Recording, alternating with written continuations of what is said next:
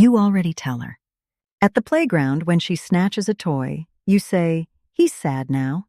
And she looks at you, looks at him, and snatches it again anyway. So what if the telling is the part that isn't working? What if the move that actually builds empathy is something you could do during story time tonight? And it takes nothing extra, just a single word changed. There are 3 things worth knowing here.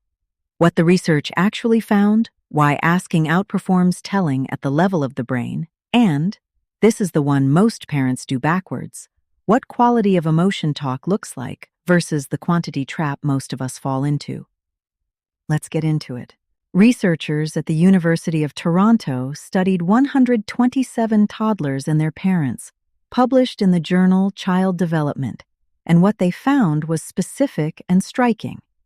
Toddlers whose parents regularly asked them to label and explain what story characters were feeling, rather than narrating those feelings themselves, showed significantly more sharing and helping behavior in follow-up observations. Not the parents who talked about emotions most, the ones who asked. That is the spine of everything that follows.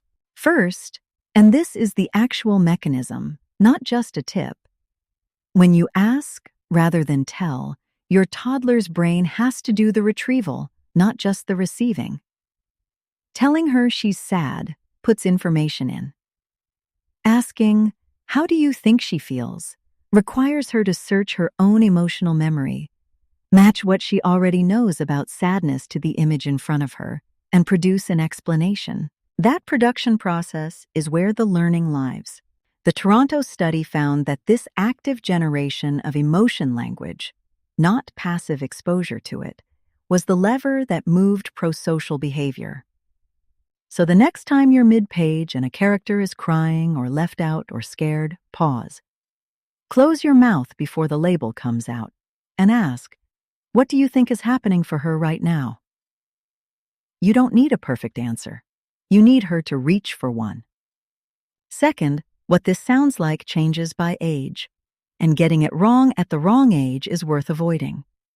For a 2-year-old, the question is almost physical. Look at her face. What do you see? You're not asking for a sophisticated read, you're asking her to notice. For a 3-year-old, you can go one step further. Why do you think he feels that way? That why is the engine. It's asking her to reason about the cause of an emotion, which is exactly the cognitive move that transfers to real life when a playdate goes sideways. For a 4-year-old, you can introduce consequence. How do you think she'll feel if nobody comes to help? Now she's projecting forward, which is the full architecture of empathy. One honest limit. This research was conducted with toddlers. If your child is 5 or 6, the finding still points in a useful direction, but don't treat it as a rule. Treat it as a signal worth following. Third, and this is the one I said was backwards, quality matters far more than quantity, and most parents instinctively do the opposite. When we read aloud and we're trying to build empathy, we narrate, we label everything. He's frustrated, she's nervous, they're excited. It feels productive, it sounds educational. But the Toronto study found that the number of emotion words parents used was not what predicted prosocial outcomes. The pattern of eliciting, of asking, and waiting was what moved the needle. A running emotional commentary can actually crowd out the pause your toddler needs to form her own answer. So here is the concrete trade. Pick 2 pages per book, just 2, where the emotion is visible in the illustration, and pause both times. Ask once, then wait. Genuinely wait, even if it feels too long. That silence is not awkward dead air. It is her brain doing the work that changes behavior. You do not need a different book, a longer bedtime, or a new routine. You need 2 pauses and 1 question each.